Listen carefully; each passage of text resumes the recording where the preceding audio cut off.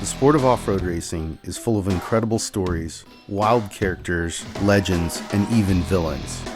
We cover it all on offroadracer.com, but there's only so much we can put down in an article. Sometimes we have to dig a little deeper, and that means sitting down with some of our industry's most influential characters and hitting record.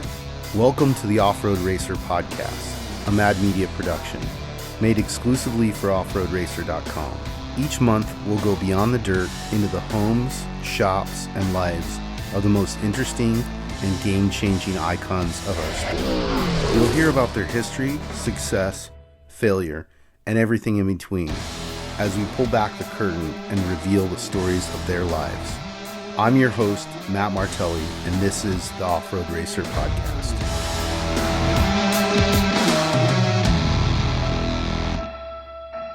I'm Matt Martelli. This is the Off-Road Racer podcast, and I'm here with a longtime friend, Craig Stewart. What's going on, Craig? I don't know. Just hanging out with you now. Yeah, I appreciate you making the time. Yeah, no problem. Like, I was just saying before that, your generation of builders, you guys weren't really taught to self-promote. In fact, it was like, if you did, you were kind of a dick. Right. You're bragging, trying to be cooler than everybody else. No, you go by your actions or what you build is the way I look at it.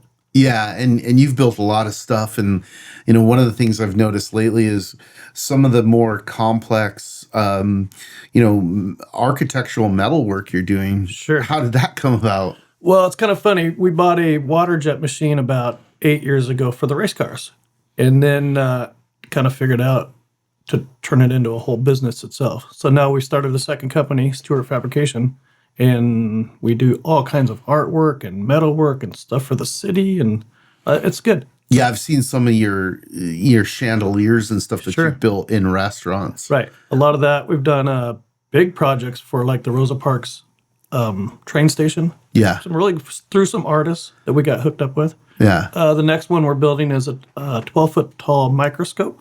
It's going to go in front of a building. So we get some very odd and fun projects. It must be fun troubleshooting all that stuff. Yeah, for sure.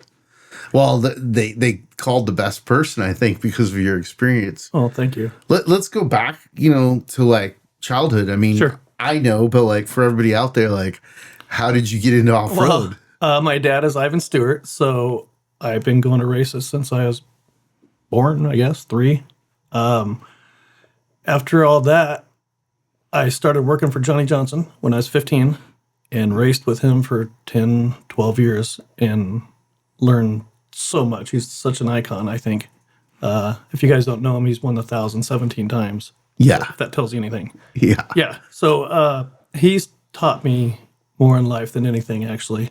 And my dad, of course. Right. And then, I started building the prerunners. Well, what led you to obviously like race cars are the cool thing, right?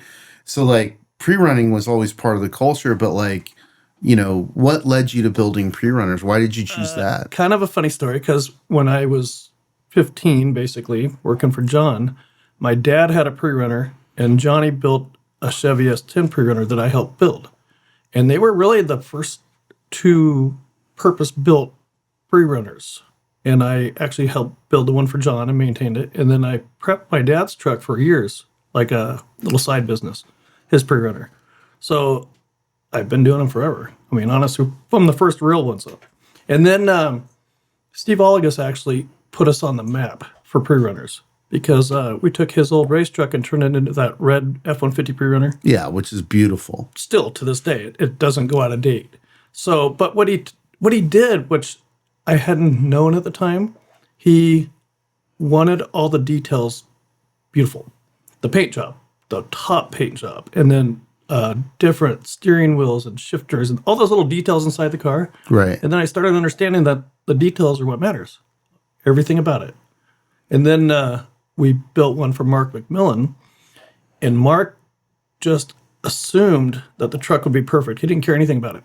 All he cared about was where the lights were and the switches and his comfort area. So I started to understand that that's what matters to these guys, So we started trying to make them the next level. And that really was the birth of luxury pre-runners, right? And actually you say that because my wife actually made that name, Luxury Prerunner. It was in one of our first ads. She should have Trademarked it, I guess, huh? 'Cause Well, it definitely stuck. I mean, it's interesting now because, growing up around off-road racing and seeing your work and the work of other race car builders, it's very easy for me to draw parallels between, the vehicles that you built and a Raptor. Oh, absolutely. And then, John Markin was a big part of that whole deal. Yeah. Of making the Raptor cool, actually. Southern California cool. Yeah. What I call it. Yeah. I mean, now you look at all these different manufacturers building luxury prerunners. Right. I mean, what do you think about that? It's inevitable, I guess, right? We had kind of a really good stronghold on it for a long time, and now anytime you make some money, somebody wants to copy what you're doing, right? Sure. Yeah, it's just life. Yeah. It's fine. But you're still the preeminent guy to get a luxury prerunner from. Yeah, I believe so. Yeah, I definitely believe that. The work you do is amazing. I mean, it's interesting having ridden and driven some of your prerunners with the McMillins. Right. It's the level of detail is incredible. Like it's interesting because the juxtaposition is, a race truck, you're stripping everything down. You don't want anything in it that you don't need. Right. Right. And then a luxury prerunner is like basically functionally does the same thing. Right. But added weight because you've added AC and you've added all the accoutrements, right? Exactly right. That's exactly true. And it's funny because, that's why in our races we've on all the ones that we've brought back pre-running, because to me that's part of the culture, right? Well, for sure, it's part of the culture. It's actually what most of the racers say. It's the funnest part of the race. Yeah, definitely. Hanging out with all your friends, just doing the same thing as racing, but in a fun way, no pressure. Yeah. Has there been a pre-runner build that was your favorite one? The early ones were probably funner because it was all new and exciting. Sure. The one for Steve Menzies was incredible to build. Yeah. Super, just over the top, whatever you want to do, We had a fun time building it when we did 2 of them for the Wyrex at one time. Yeah. That was fun because they filmed it and it was kind of exciting for all the guys. And we had big deadlines and it was, definitely exciting times. When you see like the Fox truck that just came out, right? Yep. And it's, essentially what they're doing is they're creating a correction for the stock vehicle, right? So right. Unlike what you're doing, which is, you're creating a truck frame up, like everything is custom. Every detail. It's pretty easy to take another car and just make it better. But when you have an empty plate, then it's a challenge. Quite a bit more of a challenge. But, I don't know about you, but like when I see, vehicles like the Fox truck Sure. come out and start pushing the ceiling for cost. Yes. It excites me because it's getting closer to that pre-runner cost, right? Yeah, exactly. And, I know what a pre-runner is a trophy truck with air conditioning, basically. And in reality, they're about the same price. Yeah. So you get, in my opinion, a whole lot more with one of our trucks than a race truck even. Yeah. I mean, it does more. Well, Kind of like putting a trophy truck and a motorhome together. yeah.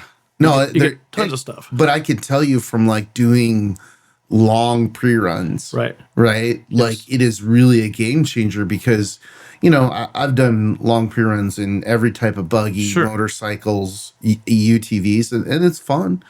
But it beats the shit out of you, wears you out. I don't care if you're in great shape or not. Absolutely. And with with one of your luxury pre-runners, you can just do more. You can get do more it miles. faster. Absolutely right. It's more comfortable. At the end of the day, you're like, your hair isn't even messed up. Well, these are long days you spend out there Yeah. in the bad weather, in the, the mud, the heat, whatever. Anything you can do to preserve your body is smart. Yeah. For our sport. Very smart. Yeah, it was funny because I remember, Mark's, and that was a big deal. Like that Right. truck was a big deal. It was beautiful. The 4-wheel drive one? Yeah. Yeah. And it was just like, man, this thing is bitching. Right. Like I just didn't want to get out of it. You know what I mean? Oh, yeah. So, I mean, what about, kind of wild customers? Have you done a lot of overseas stuff or has it been mostly domestic? Only one of them went overseas to Dubai, Mm-hmm. and it was for a guy who built the Formula One track in Bahrain. and he never actually just showed it. It just went into a museum. So Yeah. it didn't get popularized out there, which is kind of a bummer for us, I thought. It's funny though, because I think that the foreign market is going to pop again, you know? Okay. I was in China, and the guys that I was hanging out with in China, the way that they flex, Right. it isn't street cars. It's you know, it's through off-road trucks, right? Is that right? Yeah. So like they all, like the gnarliest thing you could own in Beijing was, you know, was a Raptor. Okay. And what they would do just to flex is Right. they you know, ran these big companies. Sure. You know, so you have this huge building, you know, Right. it's 20 floors, you know, skyscraper type thing.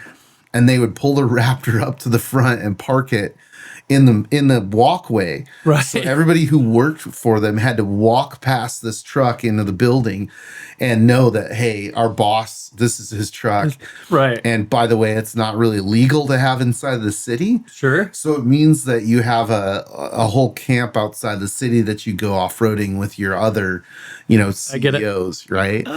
So it'd be funny, like once those guys figure out what prerunners are, Right. I guarantee you they'll be like, oh, we need one of those, right? Hey, let them know. Yeah.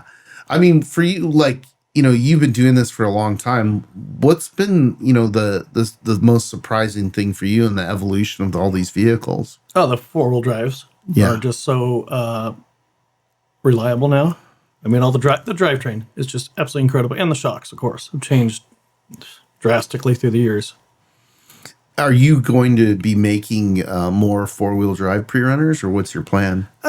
We've talked about it with several customers, and I think we were pretty close with Steve Menzies, but it's just so many more parts to service Sure. and to take care of for Mexico and everything. So you have to have the right customer, obviously. Yeah. Yeah, it's going to be a pricey Right. one. Yes, and the maintenance. Yeah, but pricey. it's almost not necessary in prerunners, wouldn't you say? No, I think it is necessary because that allows you to go slow and look around without being worried about getting stuck. Yeah. More than, and it's always been, you want to pre-run in a car similar to your race car because you get more miles practice, like thousands. Wait, you get 3,000 miles just pre-running. Yeah. So that's invaluable to a driver for experience. So you might as well drive something very close to what you're racing. Yeah, that's a valid point. Right. You know, it's interesting though. Did you think that, you know, like looking back, you know, there's been glory years, Sure. you know, and then slow periods, and now again it's kind of like back to this point of like there's a lot of vehicles out there. There's a lot of vehicles, a lot of guys with a lot of money, and they're all high end. It seems like most of the sport now. Where in the past there were so many different levels, and now the little cars aren't really around that much anymore. Not like they used to be. Yeah. Yeah. Which I think is kind of a shame personally, but Well, in your, you know, in the years that you were racing, what was your favorite vehicle that you raced? well, probably the first one was a 1600 I built at Johnny Johnson's shop. Yeah, it was the best memories of my life because we had no money. I mean, we had friends helping, people crashing their cars, chasing your friends, right? Everybody in one hotel room. It was the best. It was the best times ever. Yeah, I mean, what was that like? I mean, like Ivan's your dad, right? And yeah. he was your dad before he was Ironman, Sure. right? You know, yeah. and it raced buggies. You know, everybody thinks he was just like showed up and was in a Toyota, right? Yeah. He was a fenceman. I mean, been just racing for fun, and then he figured out he wanted to try to make a living at it, and did. Yeah. Yeah. But what was that like for you? You know, watching your dad become basically this icon. It was super cool, actually. Everything about it was good. You know, I mean, we had the Ironman game at my house when I was like 15. It was awesome. There was so much fun stuff that happened. I went to all the Mickey Thompson races, all the desert races. It was, I don't know, it's just my life, you know, Yeah. just the way it was. It was amazing, you know, in the mid, like I guess it'd be the late 80s, early 90s, Right. you know, growing up in El Cajon. Sure. And I would walk around and you walk into You grew up in El Cajon? Yeah. I didn't know that. Yeah. And then went over to La Mesa for high school. Okay. But it's actually funny because like I was born in Michigan. I showed Sure. up here in like 84, 12 years old. Right. And my cousin's like, hey, do you want to go to Mickey Thompson? I didn't even know what it was. Right. And I'm like, sure, whatever that is. Sure. And then you go and you're like, holy shit, this is the coolest Unreal. thing on the planet. And then Glamis and Ocotillo and Baja, it's such a special culture. Yes, it is. And that era was such a magical time because we just didn't have the rules that everybody has now. It's like we were driving 3-wheelers barefoot down the street to the liquor store. Freedom. And picking up beer for our dad, and they would put it on the tab. Yes. We'd drive by the cops with my brother on the back holding a 12-pack. Right. It's freedom. Yeah. That's why we still love Mexico. 100%. For the freedom. Yeah, 100%. It's something that shaped me, walking in the liquor store and seeing a cutout of your dad, right? And turning and seeing, him on the billboard, seeing him on the cover of the magazine, playing the video game, sure. Television, you turn on TV and there he is, radio. Back then, radio was really big. That's right. Yeah, it was really cool. Oh, great times. Yeah, it was really cool. Yeah, all that was growing so fast. Attention Off-Road Nation. The Unlimited Off-Road Racing Championship comes roaring through Parker, Vegas, and Barstow in 2024. It's 3 of the most prestigious and competitive off-road races in the sport. It all starts with the return of the Parker 400 in beautiful Arizona, January 10th through the 14th. Then it's the biggest, baddest, most grueling off-road race on the planet. The BF Goodrich Tires Mint 400 comes roaring back into Sin City, Las Vegas, March 6th through the 10th. And finally, the climactic conclusion of the Unlimited Off-Road Racing Championship, the California 300, returns to Barstow, October 2nd through the 6th. Visit unlimitedoffroadracing.com for complete details. The 2024 Unlimited Off-Road Racing Championship is here. It's interesting too. Like I was just out at Overland Expo. Yes. And my dad was there, right? Yeah, he was there signing. Right. And it was kind of funny because a lot of those people are new. Right. And they're like, sure. Oh, who is this? Right. Right. And and I'm like playing this game with people and I was kind of like standing over the corner and people are like, oh, who is that? And I'm like, Google Ivan Stewart, right? Yeah. And then they would look at their phone and go, holy shit, and then walk over and right away get an autograph. Right, exactly. Right? Yep. No, that must have been really interesting, coming up and being like, well, yeah, that's my dad. Oh, yeah. I mean, he's the Ironman. There's no one like him, right? Yeah. Do you have any, race memories as, because, like I said, it's like he was racing long before, he had the PPI ride. Sure. And do you remember kind of anything from that era of like, okay, this just got serious?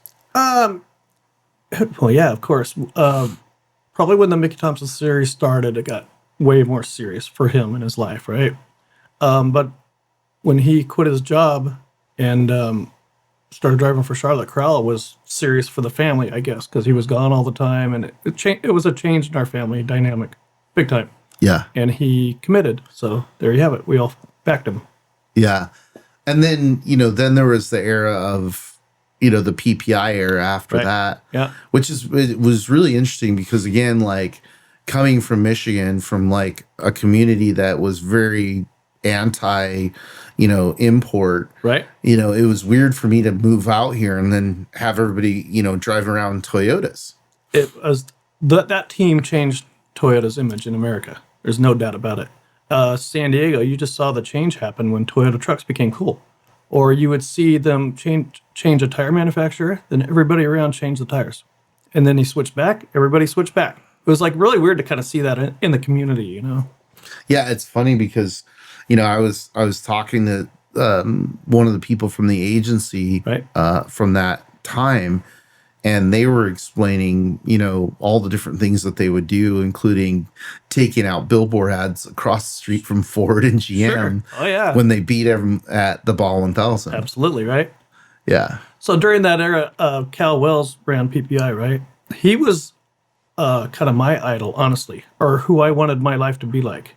Not so much a driver per se, but as the team owner or the main guy, I guess you call it, building the cars, I always respected him a lot. Well, he did did an amazing job, right? Yeah, tremendous. He changed the whole sport, honestly. Yeah, and at one time, I think they were fielding cup cars, Yes, they were Indy cars, off-road vehicles, like all under the same roof. There's one poster or picture I remember seeing at PPI that had, I'm talking 10 brand new semis lined up that was all under his banner, you know? Yeah. It was crazy. NASCAR, yeah, everything. Yeah, it's bonkers. Right. So when you went to work for Johnny Johnson, like, Sure. what was that, that evolution like? Oh, it was the best. It was still a small time, but working for John, I used to think winning races was easy. Like, easy. We won everything. I'm telling you, new customer would come, we build a car, win the whole season, the first race, every time. Like, it was absolutely insane, to tell you the truth. And then later on, when I started the business and everything, figured out it's not quite that easy, just to go win. So he was a leader of the whole sport also. Way more than people think, Yeah. It was fun. Yeah, it must have been. And where was that? That shop was in El Cajon? It was started off in Lemon Grove, and then it went to Hapital. He had a metal building out there. Nice. We built like Simon & Simon and Mike Leslie's, and there's like 3 or 4 years that we just built new cars, and they all won. They won everything. And including the Simon truck. The 7S and the 74x4, yeah, they dominated. What's that like now? I mean, like, what's, one of the things that I think is really cool about off-road is that people save those vehicles and they continue to race them. What's it like for you when you see those vehicles just show back up? It's funny you say that. I have the Simon & Simon 7S in my shop right now, rebuilding it. Is that for myself? Oh, nice. Yeah, I want to go take my kids and go do it. That's go do badass. Nora. I think it's fun. Yeah. I think Nora's super cool. Yeah, it's really cool that it's the format allows for, those vintage vehicles to come and race. So 2 years ago at Nora 500, I drove my dad's 50-year-old Modern Motors car, and it was super fun. Yeah. With Ryan Thomas and Rich Minga, actually. That's cool. Yeah, it was super cool. That's that's the fantasy, right? Like, yeah, you want to go, like, it's funny because I remember, like, I bought a motorcycle because I wanted to be Steve McQueen. Yeah, of course. Right? Yeah. And then consequently bought Toyota Tacomas because I'm like, this is the Ivan Stewart truck. Absolutely. Yeah. It's a big influence. That's a massive influence. Yeah, that's right. As you were coming up and building vehicles, with Johnny, did you think you were going to end up on your own, or you just kind of... Not back then, not when you're that young, I don't think. But then I guess you get going, and like I said, I always thought Cal Wells was like the career I wanted to take. Right. Which is kind of what I did, but changed quite a bit, Yeah. So I think I always probably knew I was going to have my own business. I think so. And, now that, again, like, when you think about prerunners, it's like everybody measures their prerunner against the Craig Stewart prerunner. That's what we want. That's the goal. What's what is your favorite thing about that? What is your favorite thing about building prerunners? I like that you can make them like nice instead of just like a race car. But the new race cars are nice, don't get me wrong, but you put style into them. Where a race truck, you don't really put style. You just put functionality only, right? Yeah. So the prerunners, it's really hard to make them very clean and organized. There's a lot of stuff to be ahead of, and most guys can't figure that part out. Sure. That's kind of the fun part for me. Is there something that you've been doing lately that's an evolution of that? Well, the Menzies one is an evolution of everything. It's just everything better, bigger, everything about it's better. Yeah. All carbon fiber, the parts. It's incredible, actually. No, and I love that. I love Steve and Bryce, but I love that Steve is into it so much that, he'll spend his money making things better. I mean, he's done so much for he has. For off-road racing in general, and yes, he has. Investing in evolution in short course and in desert. That's right. Like, that's what moves the needle forward. It is what moves the needle forward. You're right. Yeah, that was an amazing build. I mean, it's like a piece of art, right? For like sure. All the way down to like the details and the seats and all the upholstery. It has electric cup holders, air conditioned and heated. It's got just every detail you can think of. It's fun. Yeah. You open the doors and the Menzies logo pops out on the sidewalk. It's like it's fun to do all those details. Yeah. And then all the carbon fiber work is unreal, to tell you the truth. It's so perfect and laid out. I mean, the air cleaner sucks air through the hood, all Very intricate, way more than people think, And who did all the carbon fiber work? That Lester Walker Yeah. is Steve's guy. Yeah. Right. Yeah, that's badass. Yeah, it's fun stuff. Do you have a count of how many vehicles you've built now? We just talked about it the other day. It's over 20 of the luxury pre-runners. Right. Yeah. And how many man hours do you think goes into a luxury pre-runner? Thousands. They're ridiculous. Yeah. They are ridiculous. It's kind of funny because they don't really wear out. These guys just rebuild them. You kind of wish they weren't so good, I guess. So they need new ones every 5 years, right? Right. Yeah. So the past 5 years, we've been rebuilding a lot of them, upgrading engine packages and, like just updating. Yeah. Yeah. Yeah. It's interesting. I mean, it's like you build them too good, right? Right. Well, the market will expand. Well, yeah. And then, but that's why the guys love them. They just drive the heck out of them and they don't fail. They don't break, and they drive just like the race cars. Yeah. That's the whole point. Excuse me. It's interesting too, like from a design perspective, that you got into doing the architectural metal. Yes. Is that a different challenge for you? Absolutely. Different challenge. There's a lot to that world. It's not quite as easy as people think. Yeah. There's a lot of design and, all the engineering and stuff that goes in it. It's a whole next level world, actually. But really fun. It was funny. I was looking at one of the, like a huge sign you guys built where you cut out Joshua trees and then you had right. A rocker above it and everything. And all of a sudden I'm like, ooh, that would be a really cool front gate. Yeah, for sure. We've been doing stuff with the SeaWorld lately. It's big projects, It's funny because that's the problem with having the knowledge base of building vehicles, right? Right. Because now I look at everything and I'm like, man, I know people that build trophy trucks. I'm sure we can get that built. Well, that's kind of how that whole business started. If we can build a trophy truck of the caliber we do, then you show the customers and they trust you right away, right? You know what you're doing. Yeah. It's kind of fun that way.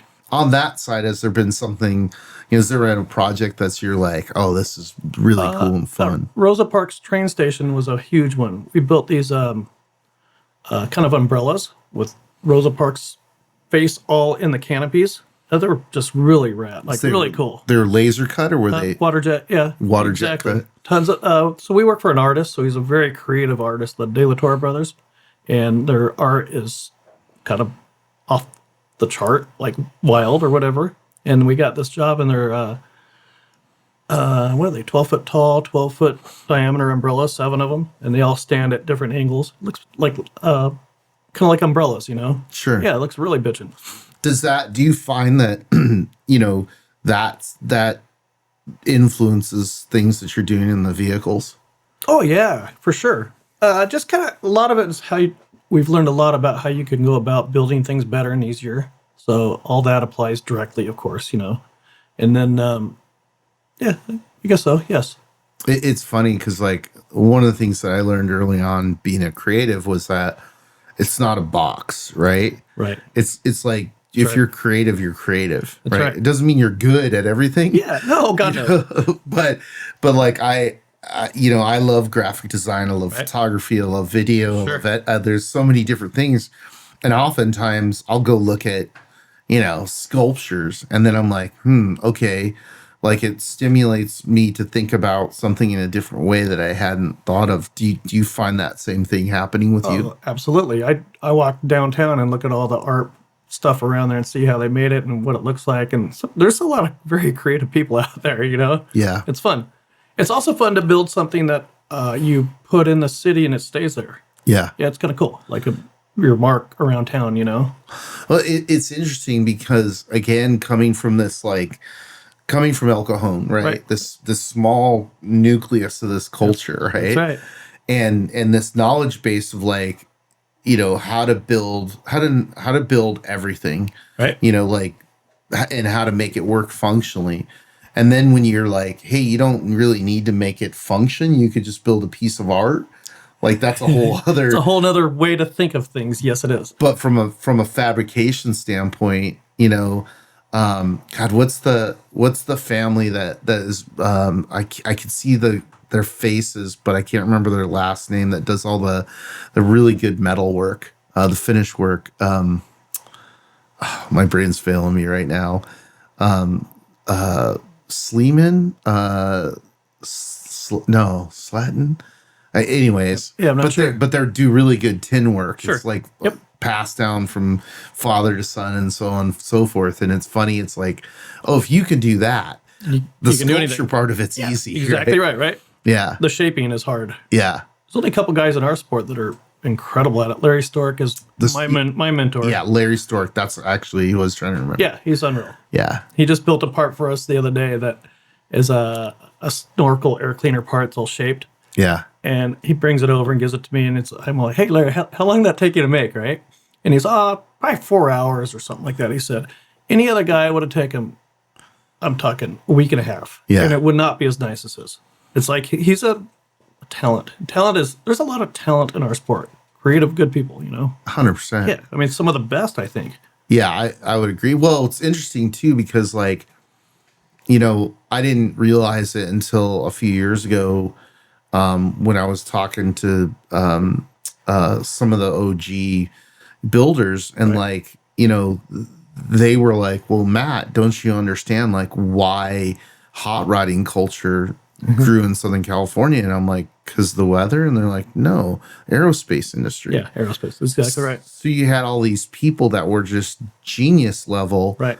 At engineering and fabrication. And it's like, that guy goes home, and what do you think? He's going to play Sit around? video games or He's something? going to build something. Yeah, he's gonna Right. build a land speed car or an off road. Yeah. You know what I mean? And Yes. and like that, I think it's like learning jujitsu. Like once you get to a certain level, then you look at everything differently, and you're like always problem solving. Yeah, for sure. Yeah, I mean, I didn't say this part. As a kid, one of the reasons I like cars so much is my dad and I built a bunch of cars together. yeah, Like when I was, 12, 13, 14, 15, Volkswagens and Volkswagen buses and like just projects. But I didn't realize it then that how much that taught me about cars and all the details about wiring and the plumbing and the hose, all that stuff, Like it was just a full learning curve.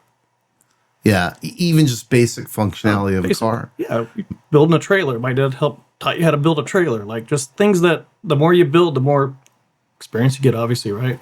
Yeah. It's interesting because kids now, like you explain to them certain things like, oh, don't you know how this works? And they're like, no. Right. No, Right. they don't. And it's hard. Yeah. Well, when growing up with my dad, it's like, he was tough on us. We weren't allowed to sit around. And if he came home, we're working on something. We're sweeping, we're pulling weeds. Something's going to happen, right? Which just puts that into you that life is you got to work. You got to do things. Yeah. It's interesting. Like, do you have a memory of a vehicle that you built that, with your dad in that era? Oh, yeah. One of the cool ones was we had a Volkswagen bus. He bought it actually from a friend that we finished it all. And it had a 327 Chevy in the middle of it with some kind of rear end, Tempest rear end, I think. Mid-engine in a Volkswagen bus. It was a very cool project. So basically a Corvette engine and a VW bus. Exactly. That must have been badass. Mid-engine, right in the middle. Yeah. It was really cool with all the details of all the windows and all the Volkswagen stuff. It was cool. It was a cool project. Yeah. Off-road race fans, the third annual California 300 off-road race comes blasting back into Barstow this fall, Thursday, October 3rd through Sunday, October 6th.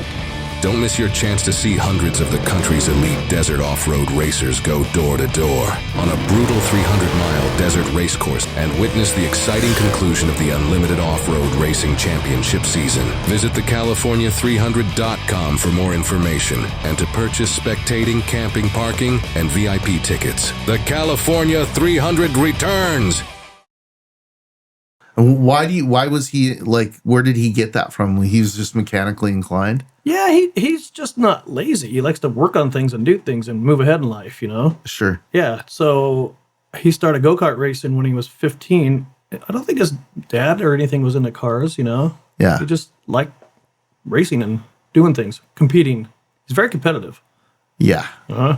It was funny because I was up, I went up and did a podcast with him at his house. Right. And of course, you go into the garage and there's Roadster in there. Oh, yeah. Right? Oh, yeah. And he's like, yeah, I think I'm going to swap the engine. And I'm like, why? He's like, just because I can. All right. You know what I mean? Yeah, he always has to have a project. Yeah. Uh-huh. That's cool. it's an interesting thing that teaches you so much, Absolutely. and then going forward now, it's like you're working on these just magnificent cars. What I mean, for you, was there any point of recognition or reward where you kind of realized like, okay, like I've arrived? Yeah, I guess so. There was just a time there that we had 2 or 3 of them on order all the time, and it was just the good times of life, I guess you call it, right? Sure. We have literally customers, John Hare or Mark Peterson would just come to you and give you money and say, build whatever you want. Yeah. That's an incredible feeling. They just trust you, and they know we don't screw people over. We give them what they want or what they need for their money. It's like if you don't take advantage of people and you do what you say, life goes fine. Yeah, I remember like one of the things that like I was super stoked to see was like growing up in this and being around this, like you have this realization of how difficult it is to make these vehicles. Sure. And what it takes and the amount of man hours, and that these parts don't, like, you can't go to Napa and grab this part, right? Yeah, right. So, when Marty Fiolka was running dirt sports, and he Right. created the whole masterpiece in metal. Sure. And they had Boyd Janes shooting him, which Boyd is an unbelievable photographer. Absolutely. It was like this, like, okay, all right, now finally it's doing justice to the value of it. Because if you think about it, like, people talk about supercars, right, all the time, and they're like, oh, it's $1 million, $2 million, $3 million. Right. And you're like, okay, well, that's fiberglass and it goes fast. That's right. It doesn't really turn very good. Like, But it's not a handmade vehicle. no, it's not. Not even close. And they're going crazy over Ferrari, and it's like, it's funny because like I've always had this fantasy of like, showing up to like whatever Monterey car show and pulling up next to them in one of your vehicles and being like, well, that's the same way I look at it. I do compare like the cost of our trucks versus some of those other supercars, sure, and they're cheap versus those. yes, I mean, for how many exactly man hours you put into it and the quality and everything about it, it's night and day. and that they're completely bespoke, right? Like they're completely custom. No Right. one Absolutely. is alike the next one, right? No. So one thing I'm excited about with the evolution of off-road trucks at a consumer level of Fox just pushed the limit a little bit, which I think is great. Yep. And I think that there's a bigger customer base than people understand, right? I do too. I always have. Right. And I think that there's a evolution coming where, people are going to see the trucks that you built and go like, holy shit, I need one of these, and start understanding how special they are. But going back to finishing my thought about, the masterpiece in metal, like, Yes.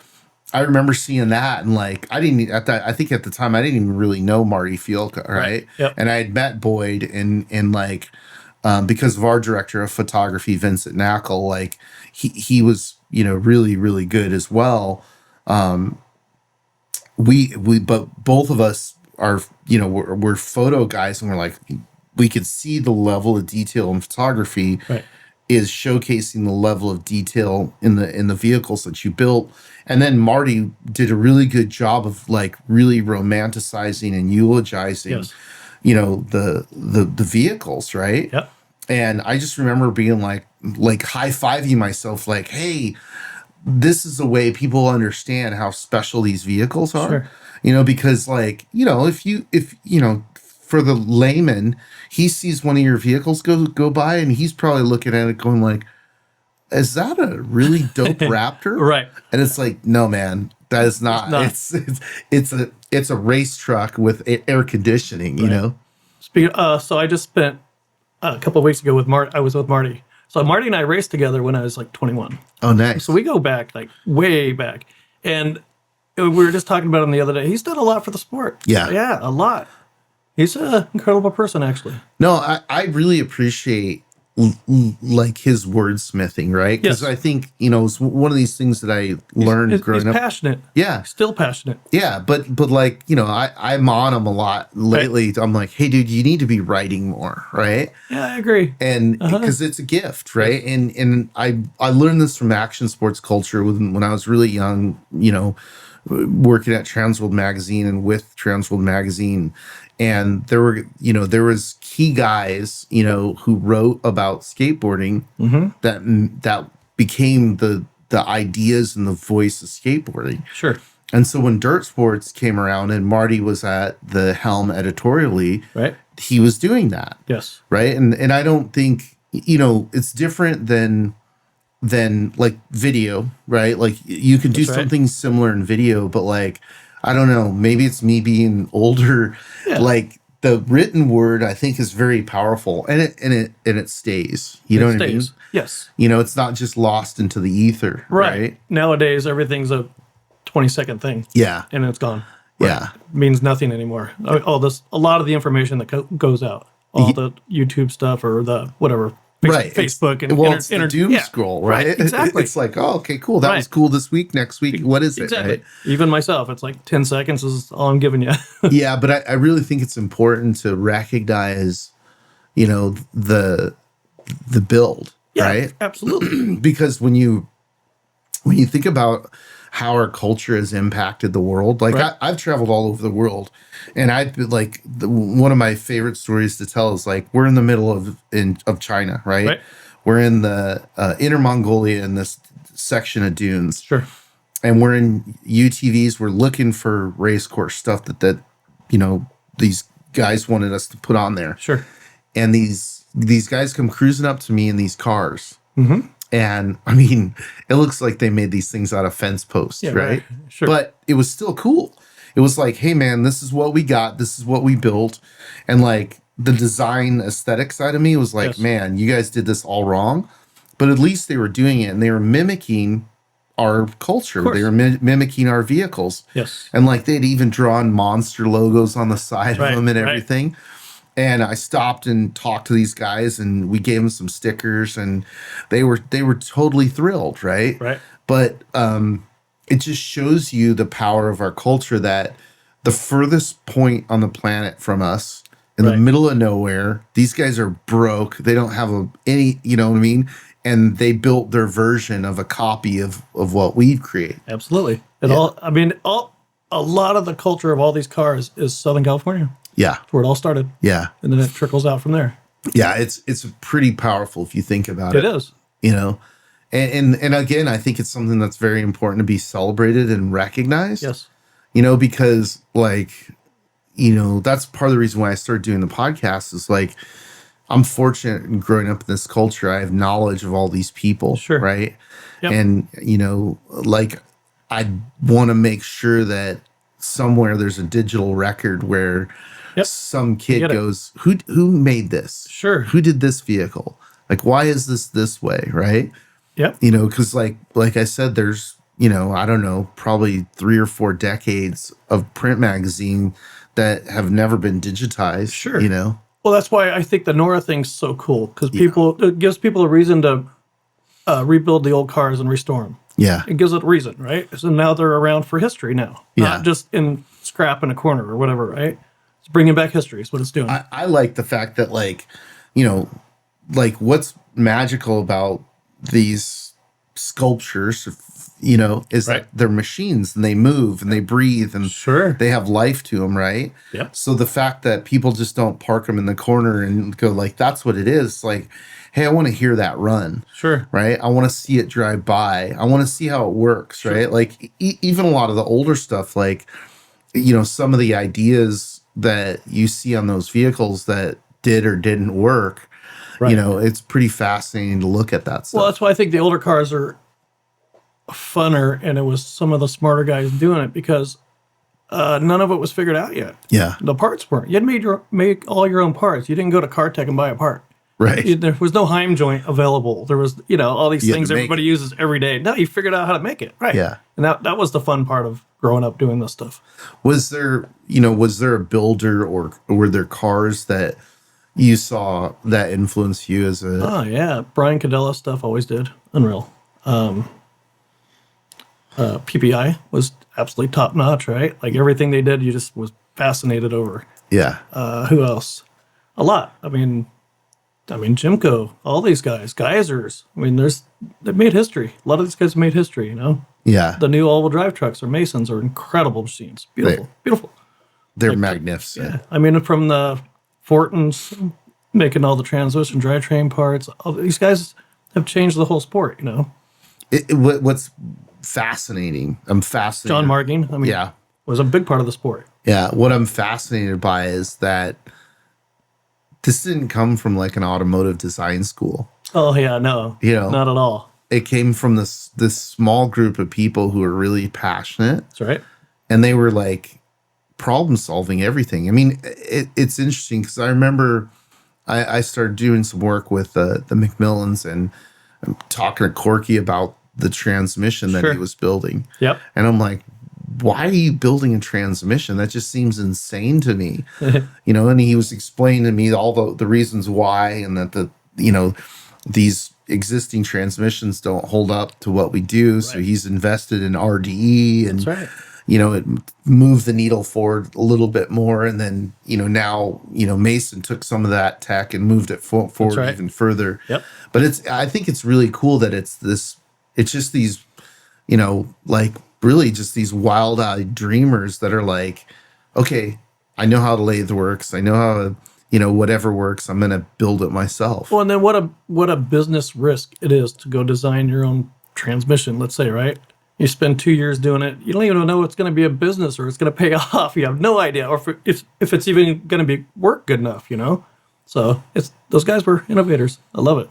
Yeah, it is. It is a big risk. I mean, you know, especially in what you do, it's like, you know, not anymore, but, you know, there was an era where, you know, 15, 20 years ago where, you know, people felt like the deserts were going to get shut down and, God, yeah. you know, the whole thing was going to go away. Oh, it's changed my business drastically because really they're only needed in Baja nowadays, the prerunners. Yeah. So that limits the customers basically, right? Well, we're trying to bring that back bring it back. Our races. Bring it back. Well, I honestly, I think it's an important part of the culture because I think so too. Not just from a safety aspect, but from a fun aspect. Absolutely. You know what I mean? Like it's about, like I say, it's the funnest part of the whole event. It's pre-running. But it's about going out and riding, you know, with your friends and family and your crew and that camaraderie.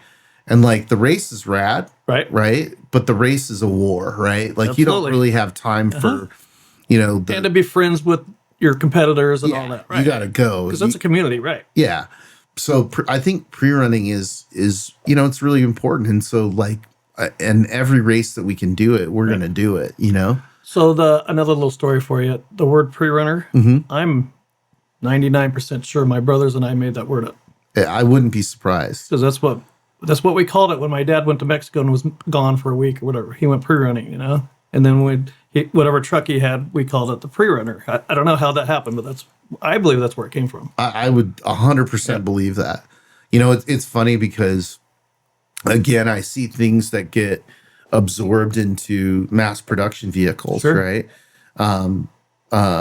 You know, like I think it's Nissan that on the side of it says yeah, I know what you're talking about. Pro 4. Yeah, right. It came from us. Yeah, I'm like, hey, why aren't you guys still in it? You know what I mean? Right.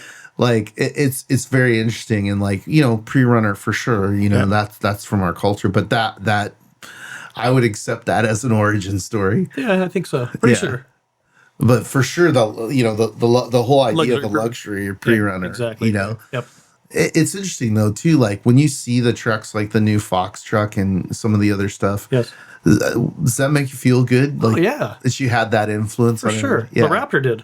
Yeah. The Raptor was a big. You know, we took pre-runners to Ford, met them out in the desert so they could see them to see what to do. You know. Yeah. With John. It was so funny for me because I remember I was very peripheral to it. John had kind of clued me in about what's going on, but you know, he's John. He's like, hey, we got big things going. Sure. They're like, well, what does that mean? Right. You know, and he's like, you'll see. And I'm like, and that was a big one. yeah, it was a big one. But, you know, there was a guy who was running the program at the time. And I remember him asking me, he goes, you think we'll sell 1,000 of these? And I literally looked at that guy and go, his name was Jamal Hamidis. Yeah, I met him. And I go, Jamal, I will sell 1,000 of these. Right. You know, in El Cajon alone. El Cajon. You know what I mean? And, you know. Just go to an off-road race, right? They're all over the place. Oh, yeah. And Everybody has one. now the TRX and, Yeah, right. you know, these other vehicles. So, no, I'm very hopeful and excited about the future, you know, of the consumer side of the effect of off-road racing culture. I think that's going to grow, and I think that it'll be the new Corvette or the new Mustang, right? You know, the new cool thing to have. Right. And, you know, that'll be good for everybody else. Absolutely. Yeah. It's fun. Yeah. So future builds, do you have something, you know, in your head that you want to build in the future? Well, 4-wheel drive would be nice. Yeah. Yeah, I do think that would be cool. I definitely. A nice one, you know. Yeah. Right. If you need a test pilot, I'm here. No problem. Yeah. No, that was awesome. I really appreciate the time, man. No problem. And if you are out there and listening to this, go look at one of Craig's prerunners. They are absolutely magnificent. You know, just a work of art that can do 100 miles through whoops. All right. And not break. And not break. Thanks, man. Absolutely. I appreciate it. Appreciate it.